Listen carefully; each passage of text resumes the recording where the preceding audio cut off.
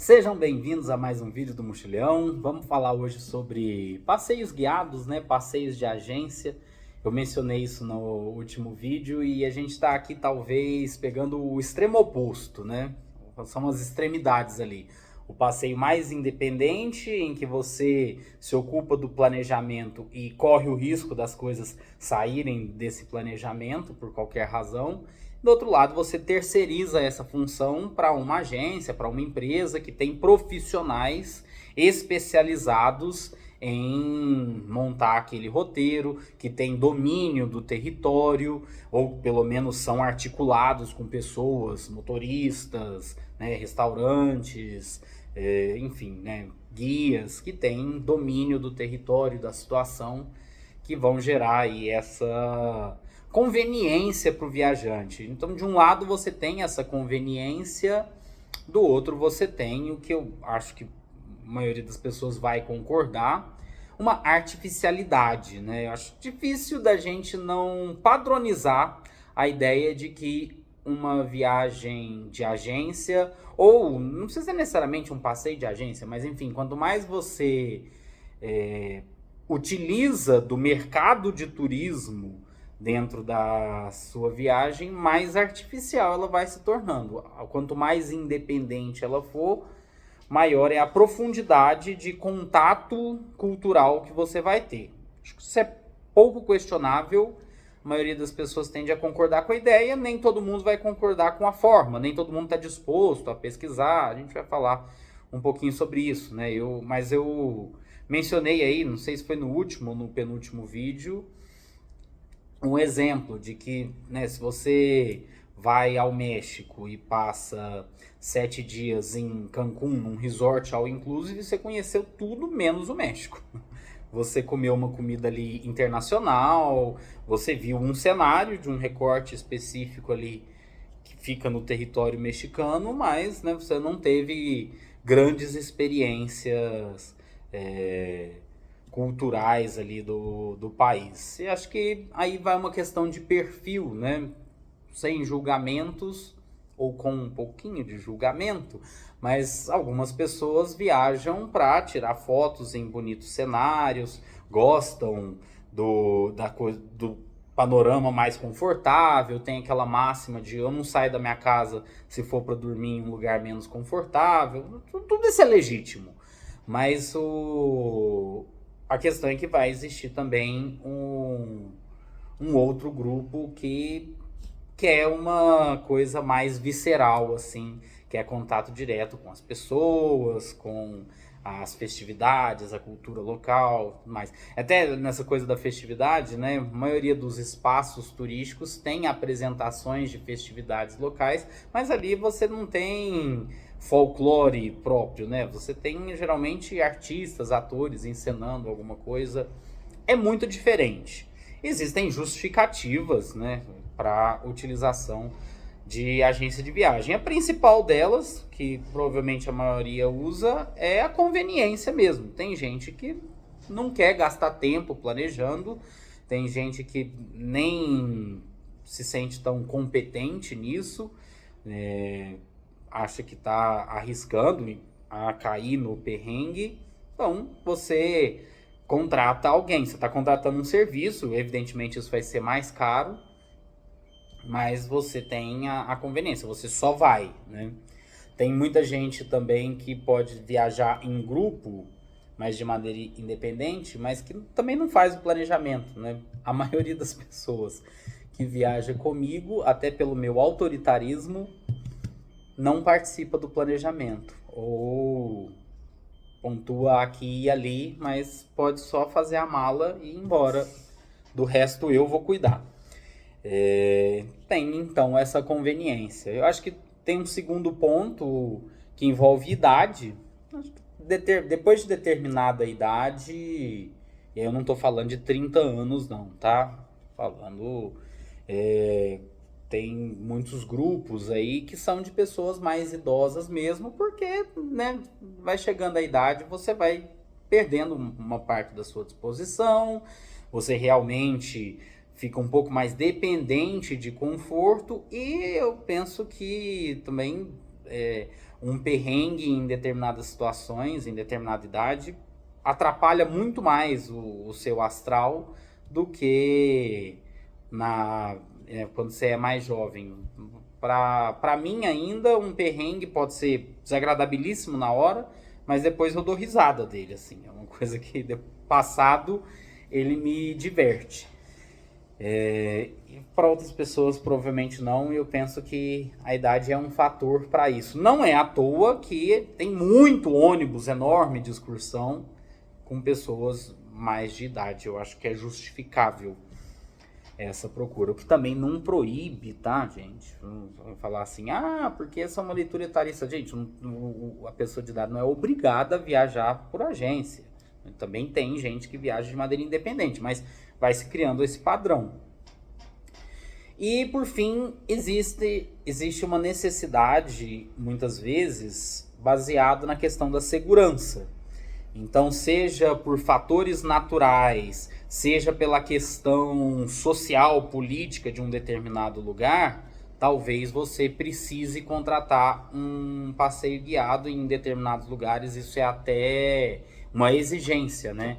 É uma situação de lei. Vocês viram aí o caso triste, né, da menina brasileira que morreu no vulcão na Indonésia. Ela estava num passeio guiado, que aliás ajuda a gente a questionar de que maneira esses passeios são de fato executados, né? Se realmente existe um cuidado com as pessoas que estão envolvidas ali, mas realmente é perigoso para alguém subir um vulcão de maneira independente. Você está se colocando em uma zona naturalmente de risco.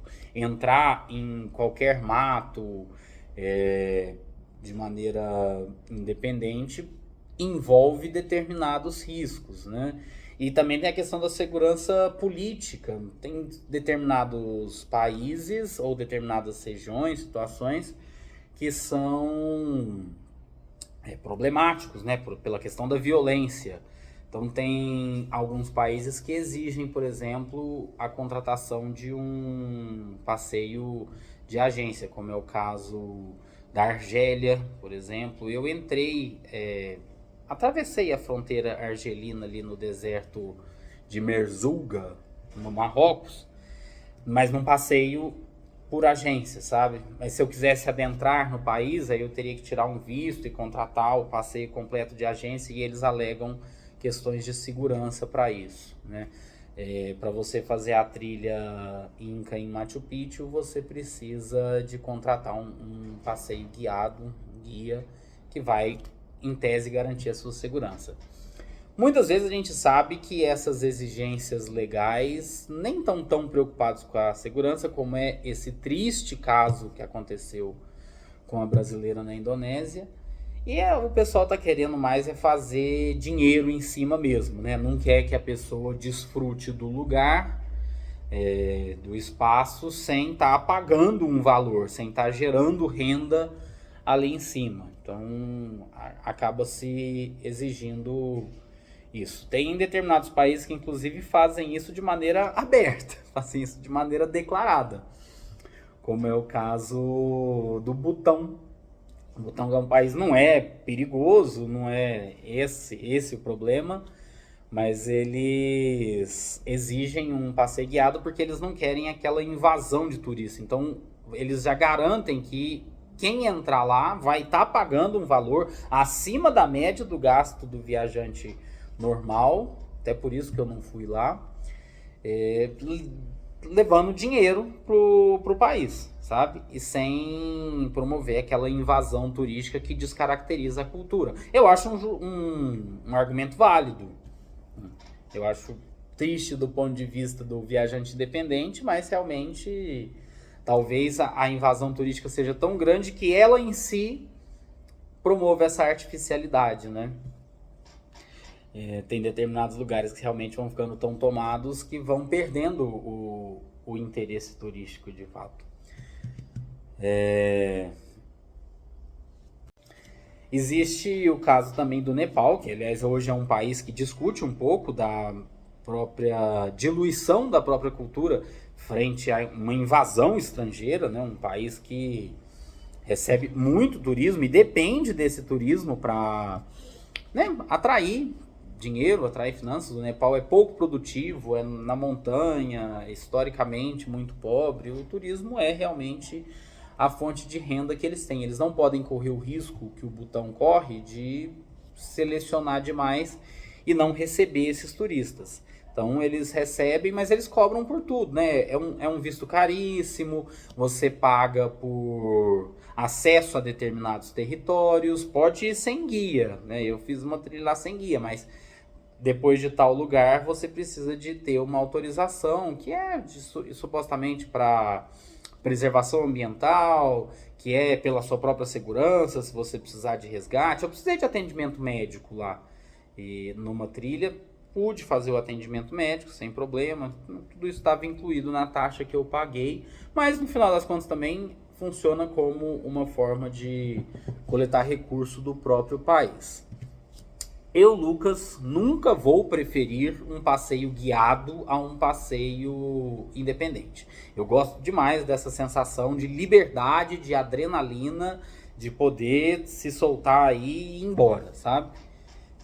Eu gosto de sentar e planejar a viagem, eu gosto de buscar e selecionar, gostei disso aqui também, pesquisar por transporte, eu acho super legal. Eu adoro a ideia, para mim não é uma possibilidade, mas eu adoro a ideia desse pessoal que tem um motorhome, dirige, vai embora e mora no próprio carro, é uma coisa que eu acho assim belíssima. Mas, né, eu entendo a existência de determinadas situações em que ou é uma necessidade, né, como eu falei, da parte da segurança, ou eventualmente é uma conveniência que, dado o perfil da pessoa, ela vai preferir. Eu sempre achei que a minha experiência nos lugares foi muito melhor quando eu estava viajando de maneira independente do que submetido a alguma lógica de agência ou de mercado como um todo, né? Eu acho que eu já mencionei aqui também um exemplo, mais uma vez, voltando nos resorts. Eu fiz um day use de resort nas Maldivas e foi o dia mais bobo que eu tive nas Maldivas. Não foi o cenário mais bonito que eu tive, foi o dia mais caro e as refeições ali não comi uma comida que eu falo assim, meu Deus do céu, olha a comida que eu comi, é coisa para encher o bucho, sabe?